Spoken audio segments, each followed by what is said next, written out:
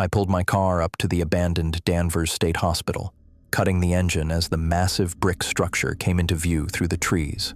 The October air felt crisp as I stepped out, my backpack loaded with exploration gear and my drone case in hand. This place had been on my urban exploration bucket list for years. The palace on the hill, once housing over 2,000 mental patients, now standing empty and broken on its lonely Massachusetts hilltop. "This is going to be epic," Anna said, climbing out of the passenger seat, her camera already in her hands.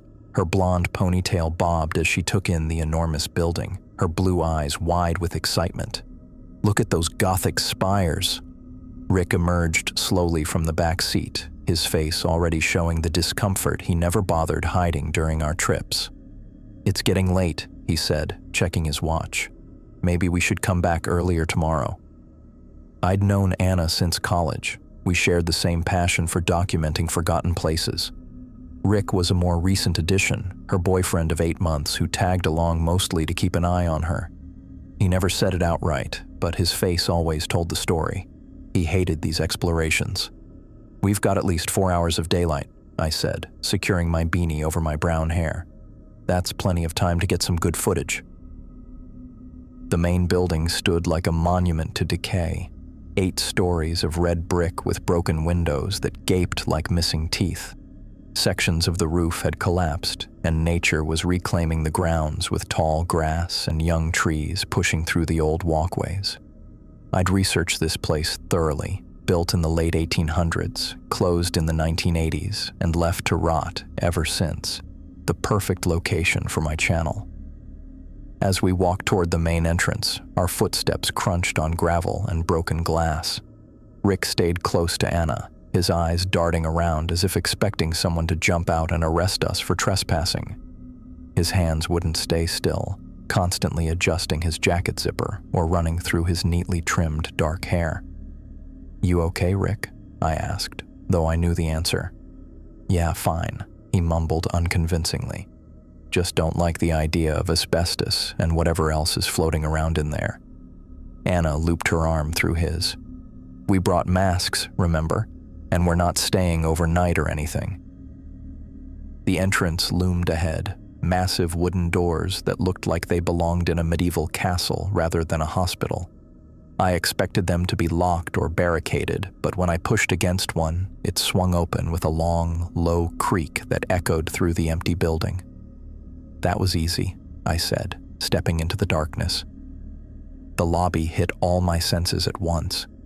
The smell was overwhelming, a mix of mold, rotting wood, and something else I couldn't name, but that felt uniquely institutional. Dust particles floated in the shafts of light coming through broken windows and holes in the ceiling. The floor was covered with fallen ceiling tiles, old papers, and unidentifiable debris that crunched under our boots.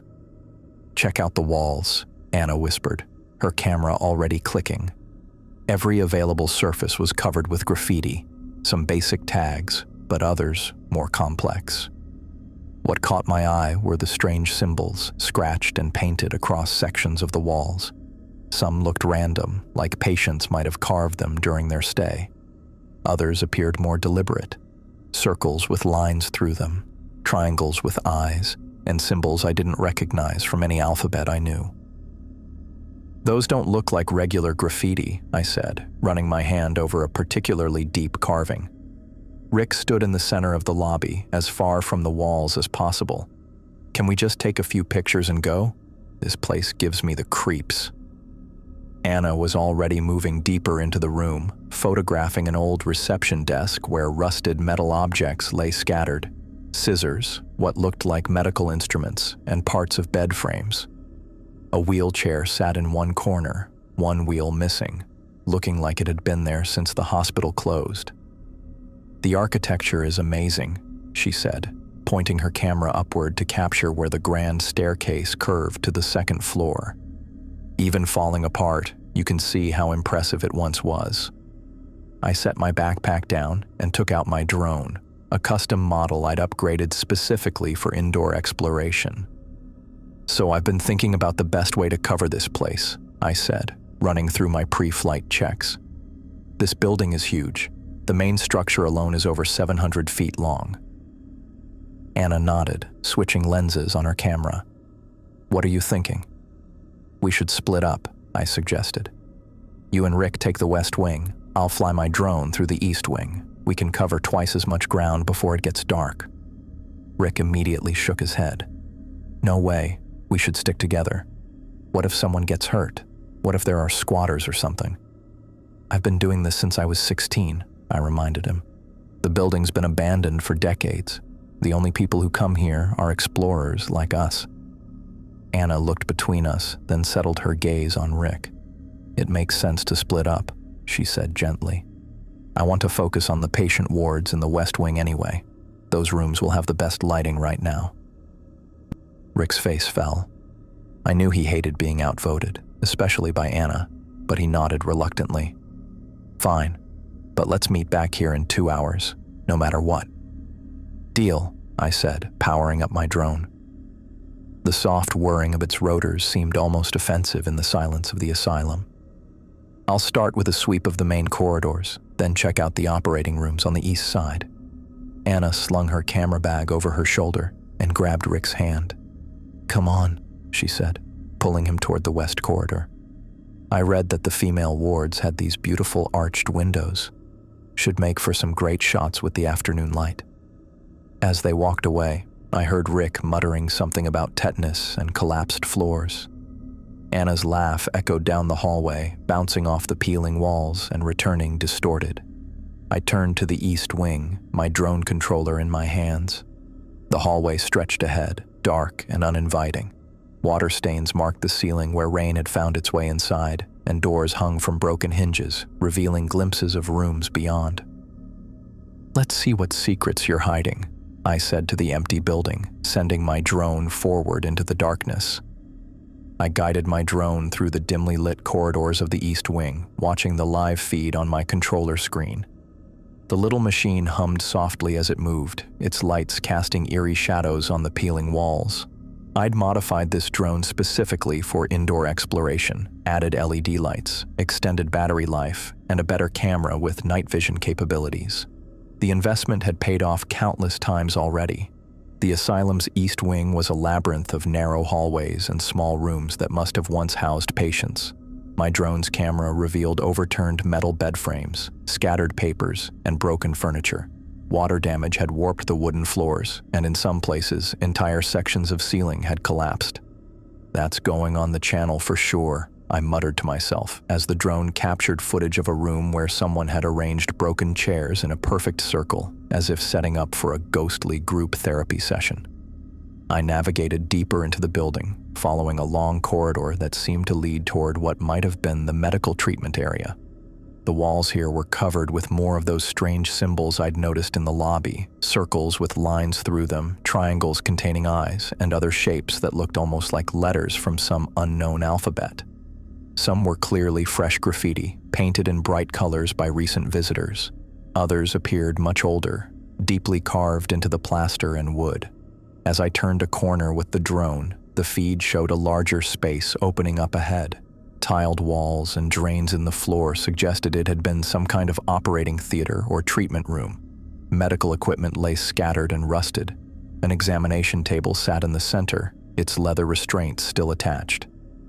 I was about to direct the drone toward another doorway when something in the corner of the screen caught my attention. A splash of color that didn't belong among the grays and browns of decay. I tilted the camera downward and felt my stomach drop. A red flannel shirt, blonde hair splayed across the dirty floor, a camera lying broken nearby. No, I whispered, increasing the drone's speed to get a better look. No, no, no. The image on my screen became clearer as the drone moved closer.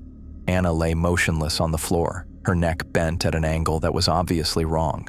Her eyes were open, staring blankly at the ceiling. Blood pooled around her head, dark against the pale dust of the floor. "Anna!" I shouted, my voice echoing through the empty hallway around me. "Rick! Anna!" Only my own voice bounced back at me. I recalled the drone immediately, my hands shaking as I piloted it back toward my position.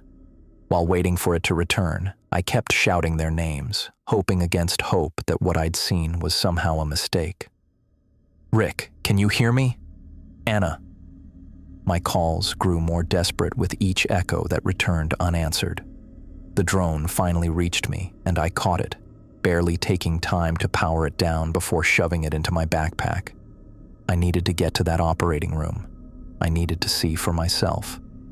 I ran down the corridors I'd just explored virtually, my boots pounding against the rotting floorboards. The asylum felt different now, the shadows deeper, every creak and settling noise magnified. The building seemed to be watching me, the empty windows like vacant eyes tracking my movement. "Rick," I called again, my voice cracking. "Where are you?" It took me nearly 10 minutes of frantic running to find my way to the operating theater. I burst through the double doors, breathing hard, and then stopped short. She was exactly as the drone had shown her. Anna lay crumpled in the corner, her camera smashed beside her. Her neck was twisted at an impossible angle. Her blue eyes, always so full of excitement about these abandoned places, now empty and fixed on nothing. "Anna," I whispered, dropping to my knees beside her. I reached out to touch her hand. It was still warm. This had happened recently, very recently. I pressed my fingers to her wrist, searching for a pulse I knew wouldn't be there. Nothing. Her skin was already cooling. "Rick!" I shouted, leaping to my feet and spinning around. "Rick, where are you? Something's happened to Anna!" I ran from the operating room, checking every door along the hallway. Treatment rooms, storage closets, patient rooms, all empty except for the debris of decades. My voice grew hoarse from shouting as I searched. "Rick, answer me." The realization hit me slowly, then all at once. Rick was nowhere to be found. Anna was dead. And Rick, nervous, fidgety Rick, who never wanted to be here in the first place, had vanished. My mind raced through our interactions earlier, how he hadn't wanted to split up, how he always seemed on edge around me, especially when Anna was excited about our explorations, how his eyes would narrow when she and I shared inside jokes about urban exploration. Had Rick done this? It seemed impossible, but where was he? I pulled out my phone to call for help, but the screen showed no signal bars. Of course, we were in the middle of nowhere, inside a massive brick building with walls thick enough to block most signals. Panic began to set in, my breathing becoming shallow and quick. I needed to get outside, call the police. I needed to get help. I looked back toward the operating room where Anna's body lay. I couldn't just leave her here, but I had no choice. I needed signal to call for help, and I needed to get away from whatever had happened here. The asylum's corridors seemed to stretch longer as I made my way back toward the main entrance. Every shadow made me jump. Every creak of the old building set my nerves on edge. I kept looking over my shoulder, half expecting to see Rick following me. Where had he gone? What had happened in that operating room? The questions tumbled through my mind as I walked faster, then broke into a jog, then a full sprint toward the exit. I had to get out. I had to get help. And deep down, I knew I needed to get away from this place before whatever had happened to Anna happened to me too. I pounded down the hallway, my lungs burning with each desperate breath. Her neck twisted at that impossible angle, those once bright blue eyes staring vacantly at nothing. My mind couldn't process it. Anna, who'd been so alive just hours ago, now lying motionless on that filthy floor. And Rick. Where was Rick? Had he done this? Had he somehow snapped? I needed to get out, needed to call for help. The main entrance seemed miles away as I ran through the winding corridors. My footsteps echoed off the walls, joining the chorus of creaks and moans from the decaying building. I turned the final corner, seeing the lobby ahead where we'd split up earlier. The front door stood open, a rectangle of fading daylight beckoning me towards safety. I was 3 steps from the threshold when it happened. Something seized my ankle with brutal force. My momentum carried my upper body forward while my legs stopped dead. sending me crashing face first onto the rotting floorboards. The impact knocked the wind from my lungs. "What the?" I gasped, twisting to look behind me. Nothing was there. The hallway stretched empty behind me, filled with dust and shadows, but nothing solid, nothing that could have grabbed me.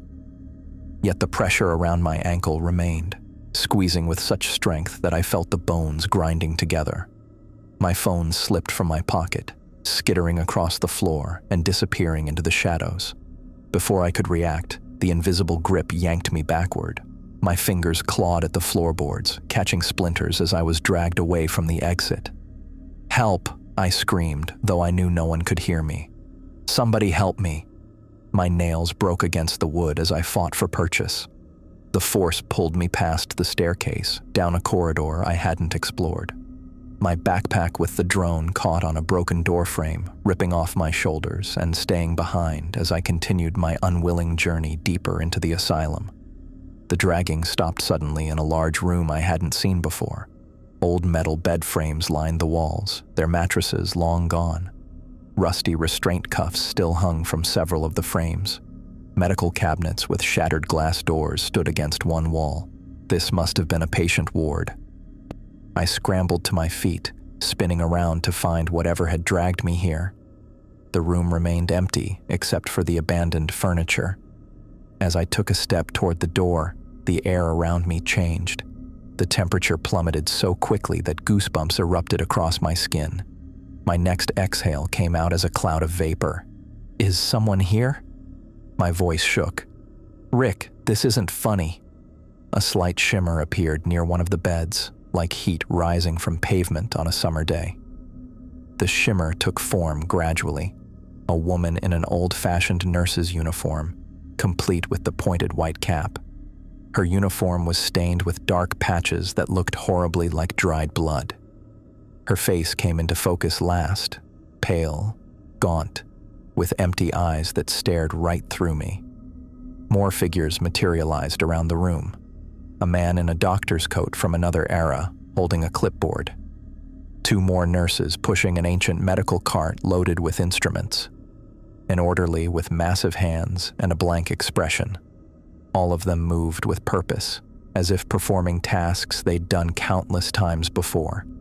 None seemed aware of my presence. "Hello?" I tried again, backing toward the door. "I need to leave. My friend needs help." My back hit something solid that hadn't been there before. I spun around to find the doorway blocked by the spectral form of another orderly, this one noticing me. His eyes locked onto mine as he reached out with hands that shouldn't have been able to touch me. But they did. His grip felt ice cold and impossibly strong as he seized my arms. I fought back, kicking and twisting, but it was like struggling against steel cables. The ghost orderly lifted me off my feet and carried me toward one of the beds in the center of the room. "No! Let me go!" I shouted, thrashing wildly. More hands grabbed me, the nurses, the other orderly. They forced me down onto the rusty frame. Cold metal dug into my back through my jacket. I bucked and fought as they secured leather restraints around my wrists and ankles. The straps felt both physically real and somehow insubstantial, like they existed in multiple realities at once. "Please," I begged as they tightened the last restraint. "I'm not supposed to be here. There's been a mistake." The medical staff continued their work as if I hadn't spoken. The doctor approached, flipping through pages on his clipboard. He made notes with a fountain pen, the scratching sound unnaturally loud in the cold room. "Patient exhibits typical signs of delusional behavior," he said to no one in particular, his voice sounding distant and tinny like an old recording. "Recommended course, transorbital lobotomy." A nurse wheeled the cart closer. The instruments rattled against each other, scalpels, clamps, needles, and other tools I couldn't identify. At the center of the tray lay a metal pick about 8 inches long, tapered to a sharp point. My heart slammed against my ribs. "No, I'm not a patient. You can't do this." The doctor set down his clipboard and picked up the ice pick, examining its point with clinical detachment. The two nurses moved to either side of my head, their cold hands pressing against my temples to hold me still. "This is a simple procedure," the doctor said in that same distant voice. "The pick is inserted through the eye socket, above the eyeball, and into the frontal lobe. A few taps with a mallet separate the connections. The patient remains conscious throughout." Panic exploded through me. I thrashed against the restraints until the leather cut into my skin. "Stop. You're not real. This isn't real." Movement in my peripheral vision caught my attention. On a bed across the room, one that had been empty moments before, lay Anna. Her neck was no longer twisted, her body no longer broken. Instead, she was secured to the frame just as I was, her eyes wide with terror as another ghostly doctor loomed over her with similar instruments. "Anna!" I screamed. "Anna, I'm here!" She turned her head toward me, her lips moving frantically. I couldn't hear what she was saying, but I could read my name on her lips. "Tyler. Help me." Her hand strained against the restraint, fingers reaching toward me across the impossible distance between our beds. "I'm coming," I promised her, renewing my struggle. "Just hold on." The cold pressure of the nurse's hands increased on my head. The doctor leaned over me, positioning the ice pick at the corner of my right eye. I could feel its sharp point against my skin. "No anesthesia is required," he explained to a ghost audience I couldn't see. "The brain itself has no pain receptors." I squeezed my eyes shut, tears leaking from the corners. "Please don't do this," I whispered. The pressure increased. The pick slid upward between my eyelid and eyeball. Cold metal scraped against bone as it found the thin part of my eye socket. A new kind of pain, sharp and intimate, radiated through my skull. "Light taps will now be administered," the doctor announced. The first tap of the mallet against the end of the pick sent a shockwave through my entire body. It wasn't pain exactly, it was worse. I felt the connection being severed inside my brain, felt something fundamental changing in who I was. The second tap, third, fourth. With each one, my screams grew weaker, my thoughts more disjointed. I was still conscious, still aware, but something was being taken from me with each strike. Across the room, Anna's procedure had progressed to the same stage. Her back arched off the bed as the phantom doctor worked. Our eyes met across the room, and I saw recognition fading from her gaze. "Fight it," I tried to say, but my mouth wouldn't form the words properly. My thoughts scattered like marbles on a tile floor. The fifth tap of the mallet sent the pick deeper. The doctor moved it side to side, destroying connections, scrambling the essence of who I was. I felt myself slipping away, being hollowed out while remaining conscious enough to experience every moment. Around us, more ghostly patients appeared on the other beds, dozens of them, all undergoing various procedures. Some received lobotomies like us. Others were being subjected to electroshock therapy, their bodies convulsing against restraints. Still others were being force-fed medications through tubes jammed down their throats. These weren't just ghosts, they were memories. The asylum itself was remembering its darkest moments, replaying them in an endless loop. And somehow, Anna and I had become caught in the cycle. The doctor withdrew the ice pick from my skull. No blood followed it out. This wasn't happening to my physical body, at least not entirely. Yet the violation felt completely real. "Patient will now be returned to the ward," the doctor announced. "Observation period, 2 weeks. Expect reduced cognitive function, possible incontinence, and emotional flattening." The nurses began unfastening my restraints, but I no longer had the will or coordination to fight them. My limbs felt disconnected from my commands. Across the room, Anna was being lifted from her bed by orderlies, her body limp, her eyes vacant. "Anna," I mumbled, the words slurred and almost unintelligible. She didn't respond, couldn't respond. The ghostly orderlies carried her toward a door that hadn't existed before, a door that opened onto a long hallway lined with cells. My own body was being lifted now, carried by the freezing hands of entities that shouldn't exist. My head lolled to the side, drool leaking from the corner of my mouth. I couldn't coordinate my muscles to wipe it away. As they carried me toward that same impossible door, I caught a glimpse of something at the edge of the room, a figure watching from the shadows. Not a ghost, something solid, someone real. Rick stood partially hidden behind a broken cabinet, his eyes wide as he watched the supernatural scene unfolding. His face showed a mixture of horror and fascination. He took a step forward, then froze as one of the ghost nurses passed near him. "Rick," I tried to call, but my voice was a weak mumble. His eyes met mine for just a moment. Recognition flashed across his face, followed immediately by something darker, guilt or fear, or both. He backed away into the shadows.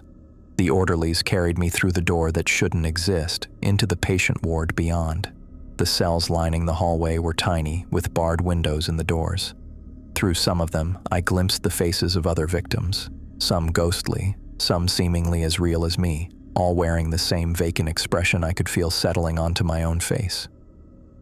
They placed me on a thin mattress in one of the cells. The door clanged shut, the sound reverberating through my scrambled brain. Through the small window, I watched them carry Anna into a cell across the hall. Her eyes stared at nothing as they locked her away. I lay on the mattress, unable to coordinate my limbs, unable to form coherent thoughts. The lobotomy had left me physically intact, but mentally shattered. I drooled onto the thin pillow, watching as nurses moved up and down the hall, dispensing medications, checking restraints, maintaining the endless routine of a hospital that had closed decades ago. Time lost meaning. Minutes might have been hours. I drifted in and out of awareness, catching glimpses of ghostly attendants checking on me through the window. Occasionally they entered, forcing pills into my mouth or changing the soiled sheets beneath me when I couldn't control my bodily functions. Through it all, I remained trapped in my own mind, aware enough to know what had happened to me but unable to fight against it. I would catch brief moments of clarity, like surfacing from deep water for a quick breath before being dragged down again. In one such moment, I turned my head toward the cell door and saw a face in the small window. Not a ghost doctor or nurse, but Rick, peering in at me with an expression I couldn't read. Our eyes met, and for a second, I felt a surge of hope. He could help us. He could get us out. His lips moved, forming words I couldn't hear through the heavy door, but I could read them clearly enough. "I'm sorry." Then he was gone, leaving me alone in my phantom prison, trapped in a nightmare that felt more real than reality itself. I lay on the thin mattress in my phantom cell, trapped in a mind that no longer fully belonged to me. The periodic moments of clarity came and went like waves, each one revealing the horror of my situation before dragging me back under. Through the small window in the door, I watched ghostly nurses patrol the hallway, their forms flickering between solid and transparent as they moved. The face I'd seen, Rick's face, didn't return. His whispered, "I'm sorry," replayed in my fragmenting thoughts. Why was he sorry? What had he done? The questions formed and dissolved before I could grasp them fully. Time stretched in strange ways. The lights in the corridor would dim and brighten with no pattern. Meals appeared and disappeared from a tray beside my bed without me noticing them arrive or leave. Across the hall, I caught glimpses of Anna in her cell, sometimes staring vacantly at the ceiling, sometimes crying silently. I tried to call her name once, but my mouth wouldn't cooperate. The sounds came out as unintelligible moans. Then something changed. The walls of my cell began to waver, like fabric in a gentle breeze. The ghostly nurses passing by my door grew less distinct, their forms becoming transparent until I could see through them to the peeling paint on the corridor walls behind. The sensation of the mattress beneath me faded, replaced by the hard feel of wooden floorboards. A rushing sound filled my ears, building in intensity until it drowned out everything else. The room around me, the phantom cell, the ghostly asylum ward, began to tear apart like tissue paper in water. Shreds of the hallucination floated away, revealing the actual abandoned room underneath. The rushing noise peaked, then stopped abruptly. I gasped, suddenly free of the restraints that had held me. My lungs filled with musty air as I found myself lying on the dirty floor of an empty room. Just an ordinary, decaying room in the abandoned asylum. No spectral medical staff, no phantom ward, no cells. My hands flew to my face, fingers probing the spot where the ice pick had entered. Nothing. No wound, no blood, not even tenderness. I ran my fingers through my hair, feeling my scalp, searching for evidence of what I'd experienced. Nothing but intact skin. "What the hell?" I croaked, my voice hoarse, as if I'd been screaming for hours. I pushed myself up on shaky arms, then rolled to my knees. The room spun around me, and I had to wait for the dizziness to pass before attempting to stand. When I finally got to my feet, my legs trembled like I'd run a marathon. This was the same room where the spectral medical staff had restrained me, but now it was just an abandoned patient ward. Old metal bed frames still lined the walls, their mattresses long gone. Rusty restraint cuffs still hung from several of the frames. But there were no ghosts, no doctors, no nurses, and no Anna. "Anna," I called out, my voice echoing in the empty room. "Anna!" Only silence answered me. I stumbled toward the door, nearly falling twice as my legs struggled to cooperate. My head felt wrong, not painful exactly, but disjointed, like my thoughts had to travel a longer path to reach their destination. The hallway outside was empty and silent. Dust motes floated in the shafts of late afternoon sunlight coming through broken windows. The asylum felt normal again, just an old, abandoned building slowly rotting away. Had I imagined it all? The ghostly medical staff, the lobotomy, the phantom ward. It felt so real. The cold hands holding me down, the ice pick sliding between my eye socket and eyeball, the tap of the mallet sending shockwaves through my brain. But there was no wound, no blood. Nothing to prove it had happened except the lingering wrongness in my head and the memory of Anna strapped to that bed across from me. Anna. I needed to find her. I made my way through the corridors, using the wall for support as I headed back toward the operating theater where I'd found her body. Each step became a little steadier as my body remembered how to walk properly. The fog in my mind began to lift, though strange gaps remained, moments where I'd forget what I was doing mid-step or why I was walking down this particular hallway. "Anna," I called again, my voice stronger now. "Rick, where are you guys?" The asylum remained silent except for the creaking of the old building settling and the distant coo of pigeons somewhere in the upper floors. I recognized landmarks from my earlier panic. The staircase with the broken banister, the corridor where my backpack had been torn from my shoulders. My backpack was still there, caught on the broken door frame where I'd left it. I grabbed it as I passed, checking quickly to make sure my drone was still inside. It was, though the case had cracked from the impact. Finally, I reached the operating theater. I paused at the double doors, my heart pounding as I remembered what I'd seen through my drone's camera, and then with my own eyes, Anna's broken body, her neck twisted at that impossible angle, blood pooling around her head. I pushed the doors open and stepped inside. The room was empty, no body, no blood, no broken camera. Just an abandoned operating theater with an examination table in the center, its leather restraints hanging from the sides. "What the?" I whispered, moving further into the room. I circled the space, checking every corner. This was definitely the right room.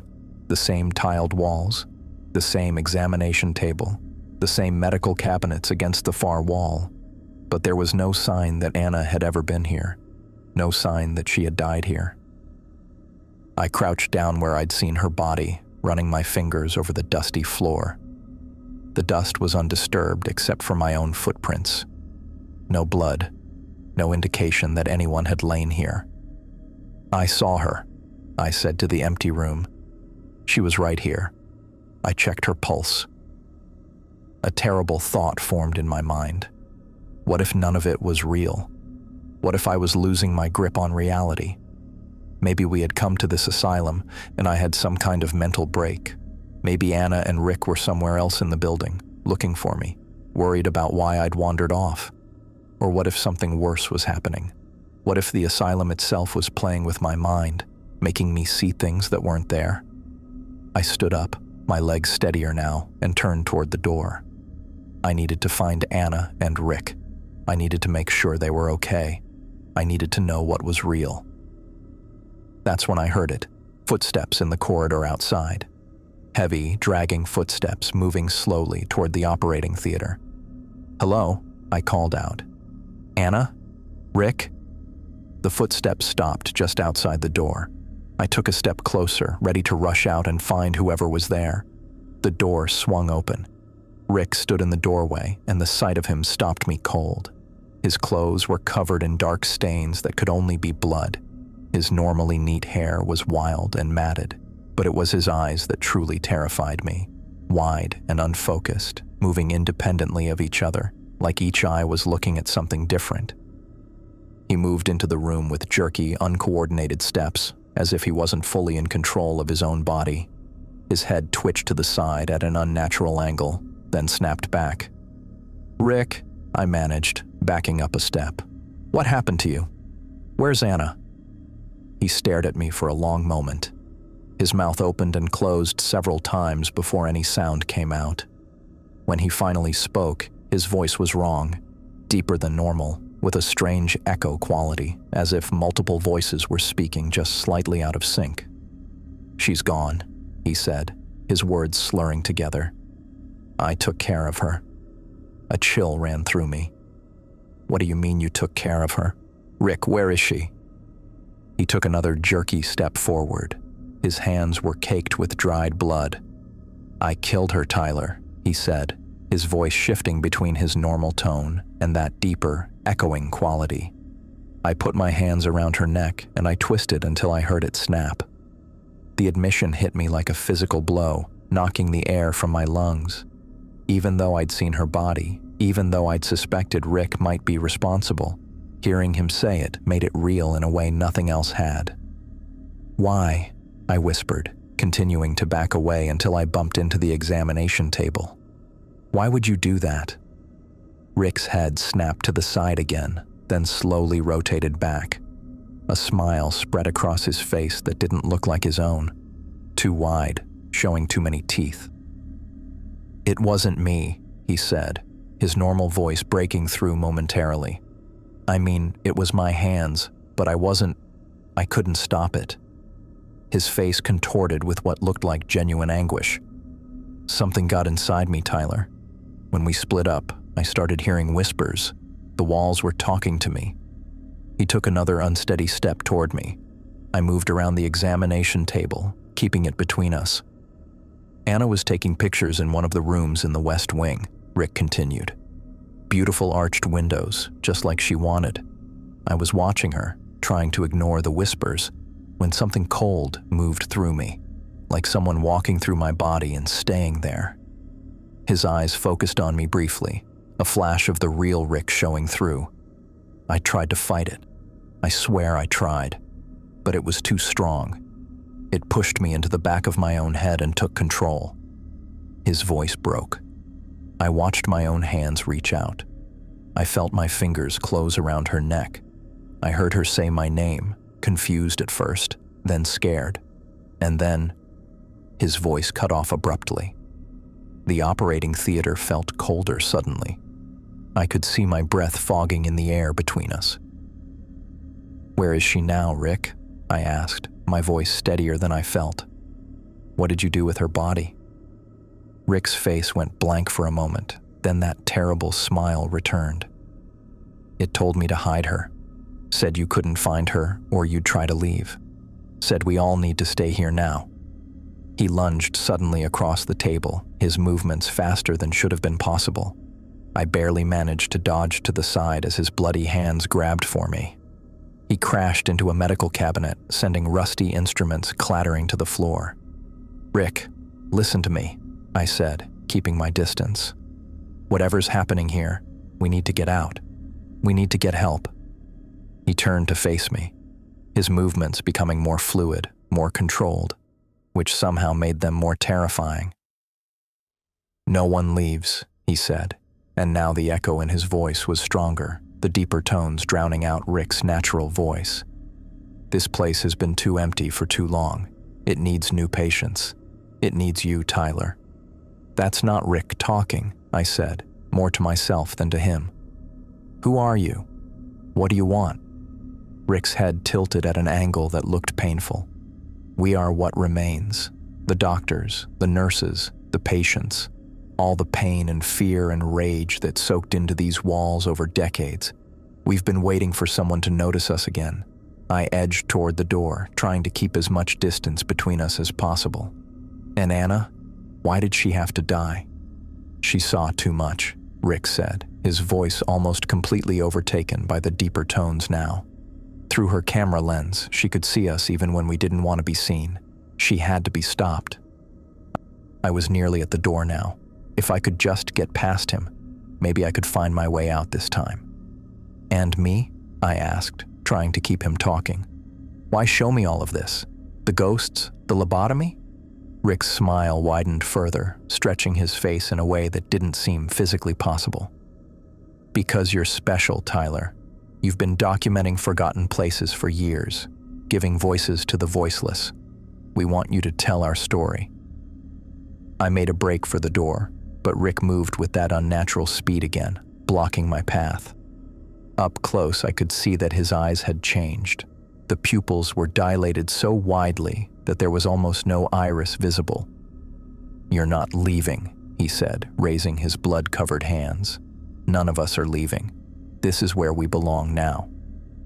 I backed away again, looking desperately around the room for a weapon, an escape route, anything that might help. "The real Rick is still in there somewhere, isn't he? Rick, if you can hear me, you need to fight this. We can get out of here together." For just a moment, Rick's expression changed.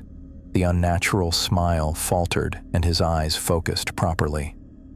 "Tyler," he said, his normal voice breaking through.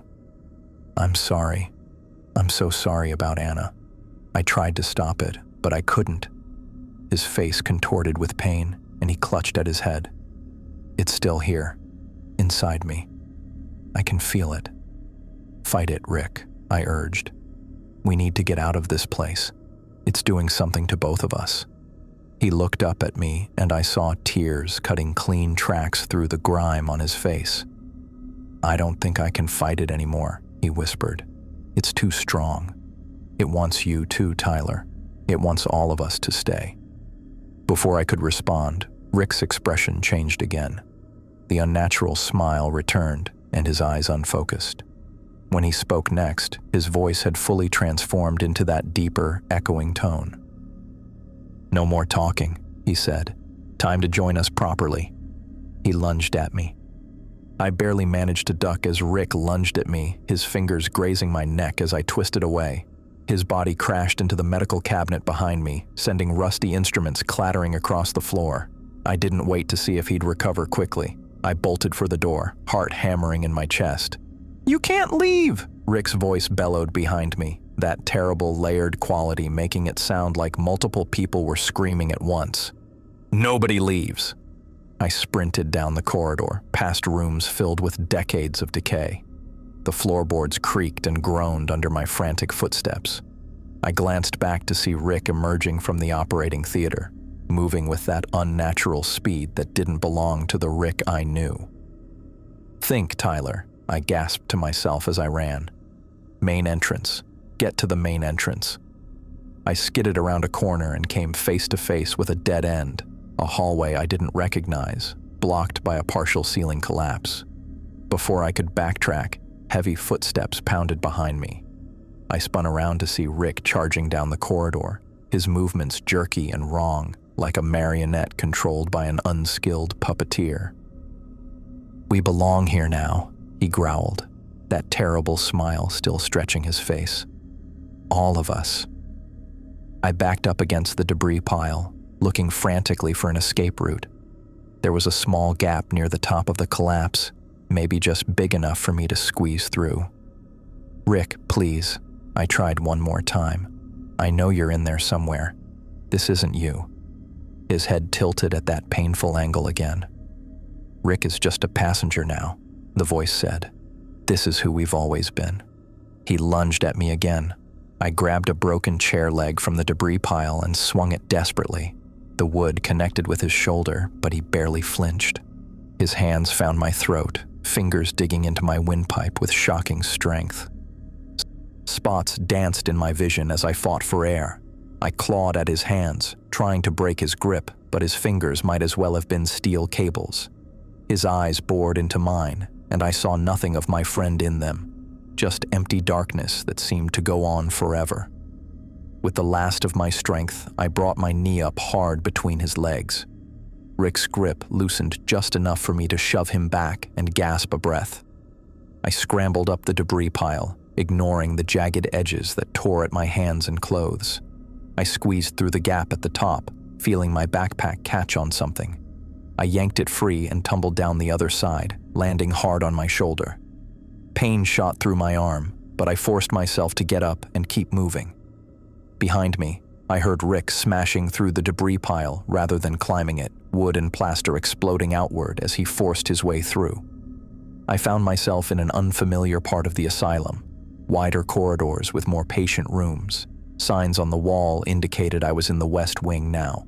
Maybe I could find my way back to the main lobby from here. I ducked into a side room, hoping to hide long enough to catch my breath and get my bearings. The room was small, probably a former patient's quarters, with a rusted bed frame against one wall. Yellowed papers littered the floor, and graffiti covered every available surface. Among the usual tags and obscenities were those same strange symbols I'd noticed earlier, circles with lines through them, triangles containing eyes. Heavy footsteps moved down the corridor outside. I held my breath, pressing myself into the corner behind the door. "I can smell your fear, Tyler," Rick's distorted voice called out. "It's pointless to hide." The footsteps paused just outside my hiding place. I gripped the chair leg tighter, knowing it would do little good against whatever Rick had become. The doorknob turned slowly. The hinges creaked as the door began to swing open. I acted on instinct, throwing all my weight against the door. It slammed shut, catching Rick's fingers in the frame. He howled in pain, a sound that was finally recognizably human.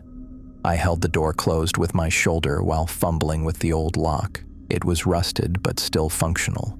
The bolt slid home with a satisfying click. Immediately, Rick began pounding on the door. The old wood shuddered with each impact. It wouldn't hold for long. I looked around the room for another exit or a better weapon. The window was boarded up with plywood, the nails too rusted to easily remove. Nothing else in the room seemed useful except the bed frame. The metal was corroded but still solid. One of the rails had partially detached, leaving a jagged edge. I dropped my backpack and hurried to the bed, yanking at the loose rail. It resisted at first, then came free with a screech of metal. The end was broken at an angle, creating a sharp point. Not ideal, but better than the chair leg. The door splintered as Rick's fist punched through the old wood. His eye appeared at the hole, that unnatural smile visible through the broken panel. "Let me in, Tyler," he said, his voice momentarily sounding like the old Rick. "Please, man, I need help. I think I'm hurt." I almost stepped toward the door before catching myself. This thing was trying to trick me by sounding like my friend. "Get away from the door," I warned, raising the metal rail. "I don't want to hurt you, but I will." Rick's face contorted, the false concerned expression melting into rage. His fist punched through another section of the door, ripping away a larger chunk. "You'll never leave this place," he snarled, that layered voice returning. "No one ever leaves. We've been waiting so long for new patients." The lock gave way with a crack, and the door flew open. Rick stood in the doorway, his body hunched in a way that looked painful. Blood dripped from his mangled fingers where the door had crushed them, but he didn't seem to notice the injury. I backed up, the metal rail held out in front of me. "Stay back, Rick. I mean it." He stepped into the room, moving with that jerky, wrong gait. "Rick isn't home right now," he said, grinning. "Would you like to leave a message?" He charged at me, faster than I could react. His shoulder slammed into my chest, driving me back against the wall. The impact knocked the wind from my lungs. The metal rail clattered to the floor as my hands instinctively went to my chest, trying to draw breath. Rick's bloody hands found my throat again, squeezing with inhuman strength. I struggled against his grip, my lungs burning for air. Through darkening vision, I saw his face up close, the eyes moving independently of each other, that too wide smile, veins pulsing visibly beneath his skin. My hand scrabbled along the floor, desperately searching for the metal rail. My fingers brushed against it, just out of reach. Rick lifted me off my feet, pinning me against the wall as he choked the life from me. "Your mind will make a fine addition to our collection," he whispered, his face inches from mine. "You'll never leave. You'll join us in these walls forever." Spots danced in my vision. My strength was fading. In a last desperate move, I brought both hands up between Rick's arms and slammed them outward, breaking his hold on my throat. I dropped to the floor, gasping and coughing. Before he could grab me again, I lunged for the metal rail and rolled away. Rick came at me again, his movements becoming more frenzied, less coordinated. I scrambled to my feet, backing toward the door. "I don't want to hurt you," I wheezed, my throat raw from his stranglehold. "But we want to hurt you," Rick replied, advancing slowly now, like a predator sure of its prey. "We want to add you to our collection. Your friend Anna is already part of us now, forever." The mention of Anna ignited something in me, grief and rage mingling into determination. I wasn't going to die here. I wasn't going to become part of whatever haunted this place. Rick charged again. This time, I stood my ground until the last second, then stepped aside while swinging the metal rail. It connected with his ribs with a sickening crack. He stumbled but didn't fall. I ran into the hallway, hoping to find my way back to the main entrance. Rick followed, moving more slowly now, but still coming. I turned a corner and recognized a staircase, the same one from the main lobby. I was close to the exit. I took the stairs two at a time, hearing Rick's uneven footsteps behind me. At the bottom, I could see the front doors, still standing open, daylight streaming in. Freedom was just yards away. Something caught my ankle, Rick's hand. I went down hard on the stairs, my chin smacking against the edge of a step. The metallic taste of blood filled my mouth as I kicked frantically at his grip. "You're not leaving," Rick growled, dragging himself up the stairs toward me, using my leg as leverage. I kicked at his face with my free foot, connecting with his nose. Blood sprayed, but his grip only tightened. His other hand grabbed my shirt, pulling himself closer. In desperation, I swung the metal rail again. This time, the jagged edge caught him in the temple. There was a terrible sound, a wet thunk followed by a sharp crack. Rick's grip on my ankle loosened immediately. His body went slack, eyes rolling back in his head. I scrambled away, watching as he slumped on the stairs, blood pouring from the wound in his head. The metal rail had penetrated deeper than I'd intended, embedded partly in his skull. "Rick?" I whispered, the fight-or-flight response giving way to horror at what I'd done. He didn't respond. His chest wasn't moving. With trembling fingers, I reached for his neck, searching for a pulse. Nothing. No movement, no breath, no life. Rick was dead. I sat on the stairs, staring at his body, unable to process what had just happened. I'd killed him. I'd killed Rick. Self-defense or not, I'd taken a human life. "I didn't mean to," I said to the empty asylum. "He was going to kill me. I didn't have a choice." The building remained silent, offering no absolution. As the minutes passed, I noticed something strange. The oppressive atmosphere that had pervaded the asylum, the sense of being watched, the unnatural cold, the feeling of malevolence, was fading. It was as if whatever had taken hold of Rick had withdrawn, satisfied with the violence and death it had caused. I forced myself to move. I needed to get out of here. I needed to call the police and explain what had happened. My hands shook as I pulled the metal rail from Rick's head. I couldn't leave it there. I couldn't leave it embedded in my friend. Rick's blood covered my hands, my clothes. I wiped them on my jeans, accomplishing nothing but spreading the stain. I stood up, legs unsteady, and looked down at his body one last time. "I'm sorry," I whispered. "I don't know if that was really you at the end, but I'm sorry."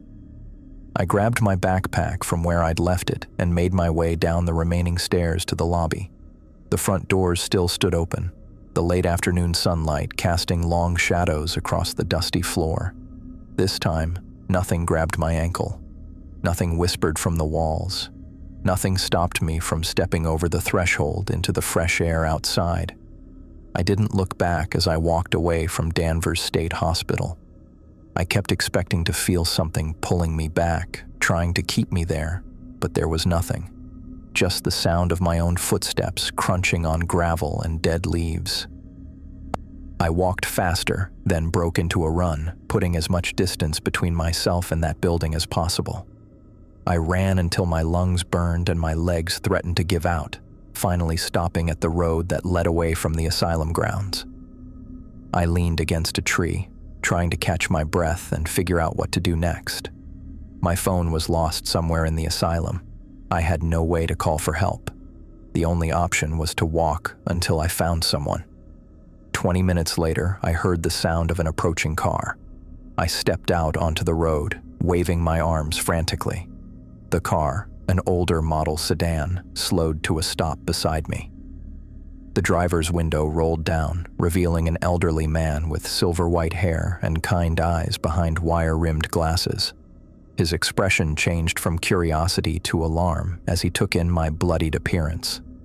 "Good Lord, son," he said, already reaching for his phone. "What happened to you?" "There was an accident," I managed, my voice raw from Rick's stranglehold. "At the old asylum. My friends, they're dead. I need help." The man, James Cooper, as I would later learn, didn't hesitate.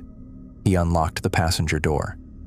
"Get in," he said, already dialing his phone. "I'm calling an ambulance right now." I climbed into his car, careful not to get too much blood on his seats. As he spoke urgently to the 911 operator, explaining our location and my condition, I looked back toward the asylum one last time. The massive structure stood silhouetted against the darkening sky, its broken windows like empty eyes staring back at me. For just a moment, I thought I saw movement behind one of those windows, a pale face watching me leave. Then it was gone, and the asylum was just an abandoned building again. James handed me a clean handkerchief. "Here, son, for your chin. It's bleeding pretty bad." I took it gratefully, pressing it against the cut on my chin. "Thank you," I said. "Thank you for stopping." "Of course," he replied, his voice gentle. "Help is on the way. The police and an ambulance should be here soon." I nodded, suddenly exhausted.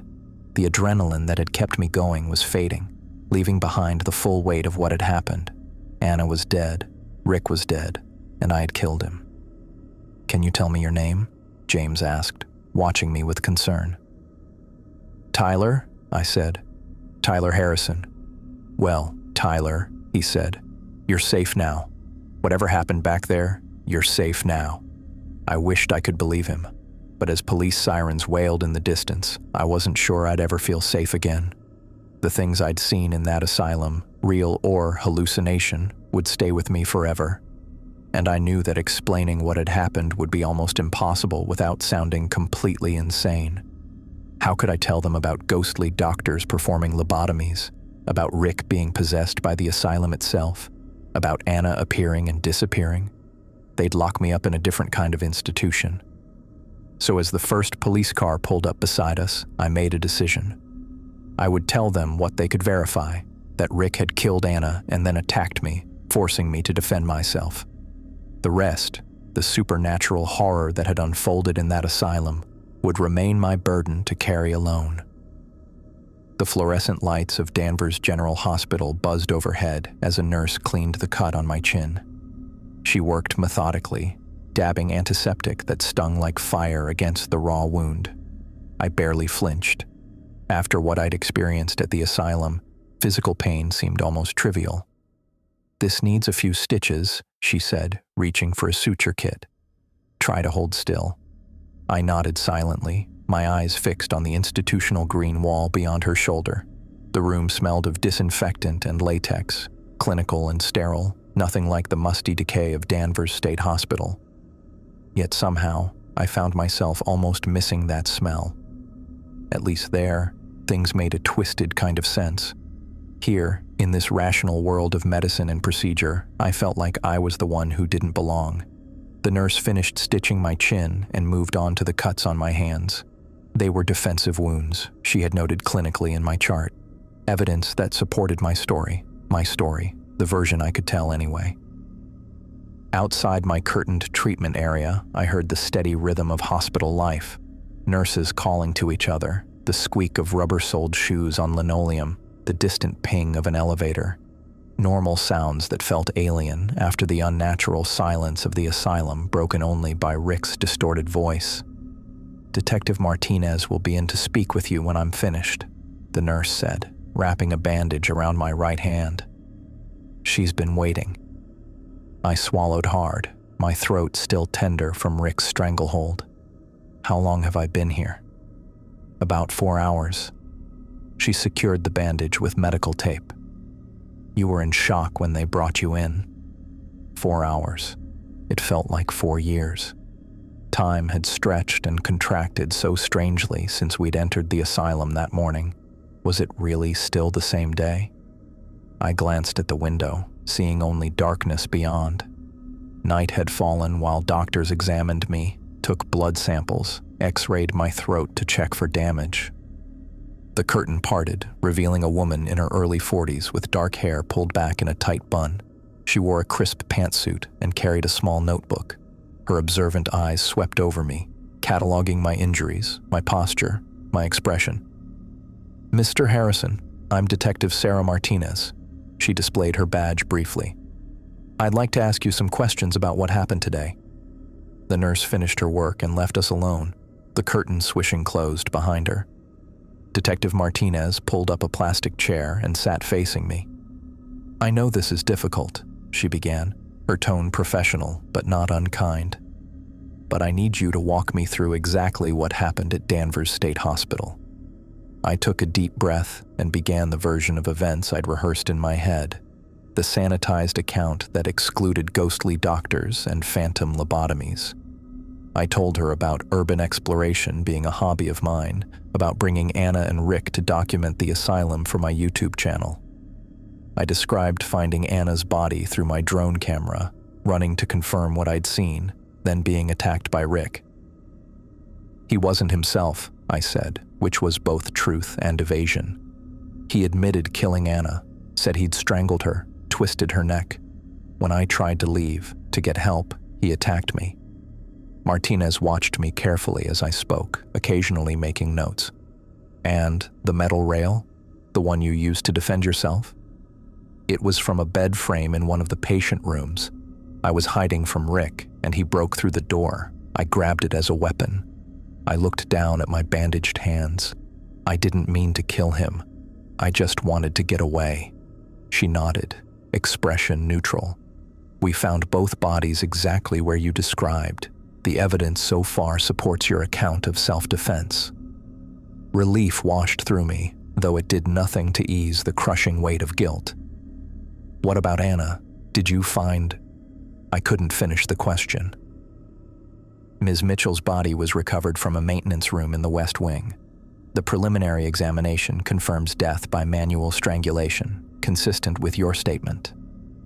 Her voice softened slightly. "I'm sorry for your loss, Mr. Harrison."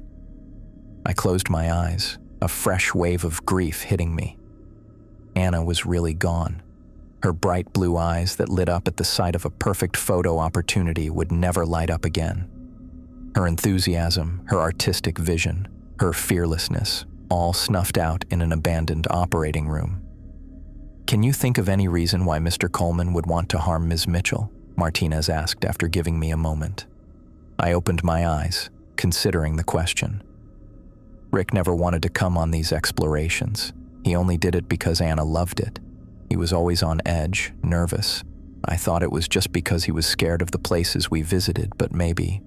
I trailed off, remembering the unnatural smile that had stretched across Rick's face. That hadn't been jealousy or obsession. It had been something else entirely. We found some concerning material on Mr. Coleman's phone, Martinez said, watching me closely. Internet searches about violence, obsession, controlling relationships, some dating back several weeks. This caught me off guard. Weeks? Before we even planned the trip to Danvers. She nodded. It appears his mental state had been deteriorating for some time. Did you notice any changes in his behavior recently? I thought back, trying to separate what I knew about Rick from what I'd experienced in that asylum. Had there been signs? He'd always been possessive of Anna, always seemed threatened by her friendship with me. But violence? That hadn't seemed possible until today. He was always jealous of the time Anna spent urban exploring, especially with me, I admitted. But I never thought he'd hurt her. Never. Martinez made another note. What about during your exploration today? Did anything unusual happen before you found Ms. Mitchell's body? Everything about that day had been unusual. The symbols on the walls, the whispers Rick claimed to hear, the phantom doctors and their ice picks, the feeling of being trapped in a nightmare that kept shifting between reality and hallucination. Just the normal tension, I said instead. Rick wanting to leave early, Anna wanting to get the perfect shots. We split up to cover more ground before dark. Anna and Rick took the west wing. I took the east with my drone. My voice caught. If we'd stayed together, maybe she'd still be alive. You can't blame yourself for the actions of others, Mr. Harrison, Martinez said, though her tone suggested this was protocol rather than personal conviction. The questioning continued for another hour. Martinez was thorough, circling back to certain details, pressing for clarification on timelines and specifics. I stuck to my version, the version without ghosts and possessions and phantom lobotomies. I spoke only of what could be verified, the asylum, the drone footage, Anna's body, Rick's attack, my desperate struggle to escape. When she finally stood to leave, Martinez handed me her card. The medical examiner has preliminarily ruled Ms. Mitchell's death a homicide and Mr. Coleman's death justifiable self-defense, but the investigation is ongoing. I may have more questions as we proceed. I took the card, too exhausted to feel relief. Am I free to go? Not yet. Dr. Roberts, our consulting psychiatrist, needs to evaluate you first. Standard procedure after traumatic events. She paused at the curtain. Get some rest, Mr. Harrison. You've been through a lot today. After she left, a nurse brought me water and some bland hospital food that I barely touched. An hour later, the curtain parted again to reveal a woman in her late 30s with chestnut hair and glasses. She carried a clipboard and wore a lab coat over professional attire. Tyler, I'm Dr. Emily Roberts.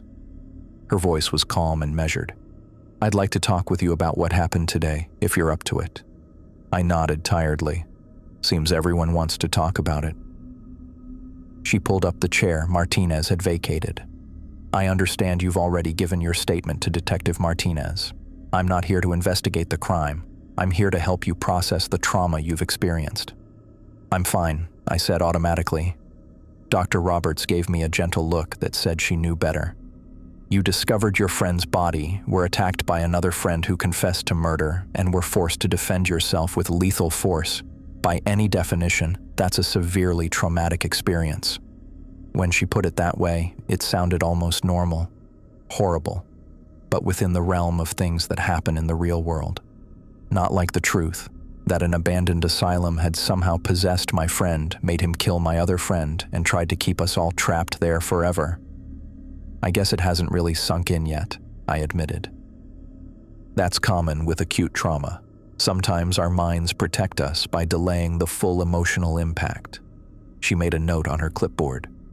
Have you experienced any unusual perceptions since the event? Things that seemed strange or out of place? My heart rate picked up. Did she somehow know about the ghostly doctors, the phantom lobotomy, Rick's impossible movements and distorted voice? What do you mean? I asked carefully.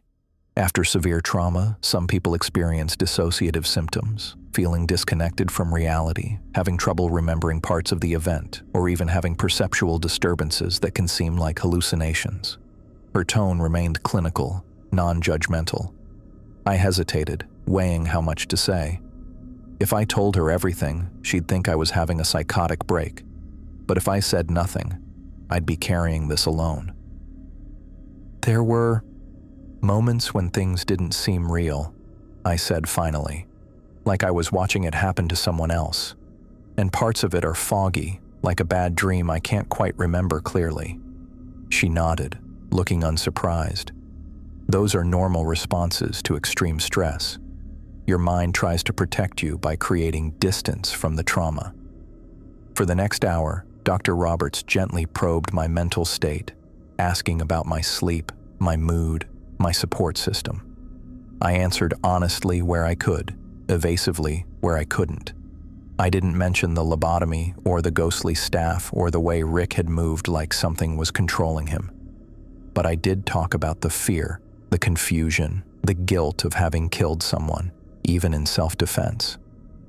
Based on what you've described, I believe you're experiencing acute stress disorder, which may develop into post-traumatic stress disorder if symptoms persist, she said as our session wound down.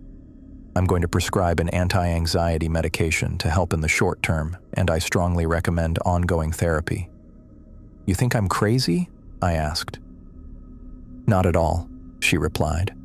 I think you're having a normal reaction to an abnormal situation. The brain has ways of protecting itself during trauma, including altering our perception of events. What matters now is giving yourself time to process what happened in a safe environment. She wrote out a prescription and handed it to me. This will help with the anxiety and sleep disturbances you're likely to experience. I'm also giving you a referral for ongoing therapy. I'd like you to make an appointment within the week. I took the papers, feeling both relief and frustration. Her explanation made perfect sense if what had happened at the asylum was just an ordinary murder and self-defense. But it hadn't been ordinary, not even close. How long do I need to stay here? I asked. We'd like to keep you under observation overnight, but barring any complications, you should be released tomorrow. She stood to leave. Try to rest. Your body and mind need time to recover. The next 3 days passed in a blur of medical checks, police statements, and psychiatric evaluations. They kept me longer than initially planned when my nightmares became so violent that I woke the entire floor with my screaming. Dr. Roberts adjusted my medication and spent additional time with me each day, helping me develop coping strategies for the flashbacks and anxiety. I learned more details about what had happened. The police had found both bodies exactly where I'd said they would be. Rick's fingerprints matched the bruising on Anna's neck. The blood on his clothes was hers. The timeline I'd given matched the evidence they collected. Every fact supported my story. Every verifiable fact, anyway. On the morning of the third day, Dr. Roberts sat down for our final session before my release. You've made good progress in a short time, she said, reviewing my chart. The nightmares should become less intense as you continue with the medication and therapy. I nodded, though I had my doubts. How could therapy help when I couldn't even tell the whole truth? I've been thinking, I said, about what you said regarding perceptual disturbances during trauma. She looked up, interested. Yes. If someone experienced something impossible during a traumatic event, how would they know what was real and what wasn't? Dr. Roberts considered this carefully. The brain under extreme stress can create very convincing alterations to our perception. Things that seem absolutely real in the moment might later be recognized as the mind's attempt to process overwhelming fear or danger. She paused. Is there something specific you're wondering about? I thought about telling her then, about the ghostly doctors, the ice pick sliding between my eye socket and eyeball, the way Rick had moved like a puppet controlled by something ancient and malevolent. But what would be the point? She'd attribute it to trauma, to my mind creating metaphors to process unimaginable horror. Maybe she'd be right. No, I said finally. I was just curious. She didn't look entirely convinced, but didn't press further. Well, if anything comes up that you want to discuss, that's what therapy is for. The referral I gave you is to an excellent trauma specialist. That afternoon, I was officially released. A nurse helped me gather my few belongings. My clothes had been taken as evidence, so I wore hospital-provided sweats and a t-shirt. My backpack, minus the drone which had also been taken as evidence, was returned to me. As I signed the discharge papers, I asked, "What about Anna? When can her family?" The nurse gave me a sympathetic look. "I believe the medical examiner will release her body to the family tomorrow. There's been some talk of a funeral next week." I nodded, a fresh wave of grief washing over me. I hadn't just lost Anna. I'd lost my connection to the hobby we'd shared, the exploration of forgotten places that had defined so much of my life. That part of me had died in that asylum too. Outside the hospital, I paused on the sidewalk, unsure where to go. My car was still parked at Danvers State Hospital, likely now surrounded by police tape. I had no phone, no wallet, no keys. I was untethered, drifting. A taxi idled at the hospital entrance. I approached the driver, explained my situation, and gave him my address. He agreed to take me home, saying I could pay him later. Small town kindness that somehow made everything feel worse. This normal world continuing as if nothing had changed when everything had. As the taxi pulled away from the curb, I looked back toward the northeast, in the direction of Danvers State Hospital. Though it was miles away and hidden by distance and trees, I could almost feel it watching me. That massive brick structure with its broken windows like vacant eyes. I thought about Anna's camera, probably bagged as evidence now, and wondered what images it had captured in those final moments. Had she seen the ghosts too? Had she understood what was happening? I turned away, facing forward as the taxi carried me home. I knew with absolute certainty that I would never explore another abandoned building again. Some places were meant to remain forgotten, their secrets buried under decades of dust and silence. Danvers State Hospital had taught me that lesson in blood. Anna's funeral was scheduled for the following week. I would go, face her parents, try to explain why their daughter had died in a rotting asylum because of a hobby I had introduced her to. I would carry that guilt along with everything else. As the taxi wound through the streets toward my apartment, I closed my eyes, feeling the weight of the prescription bottle in my pocket. Dr. Roberts had called my experiences perceptual disturbances, the mind's way of processing trauma too terrible to face directly. Maybe she was right. Maybe the ghosts, the lobotomy, the asylum coming alive around us had all been fabrications of a brain pushed beyond its limits. Or maybe some places hold on to the pain inflicted within their walls. Maybe they hunger for new suffering to add to their collection. I didn't know which possibility terrified me more.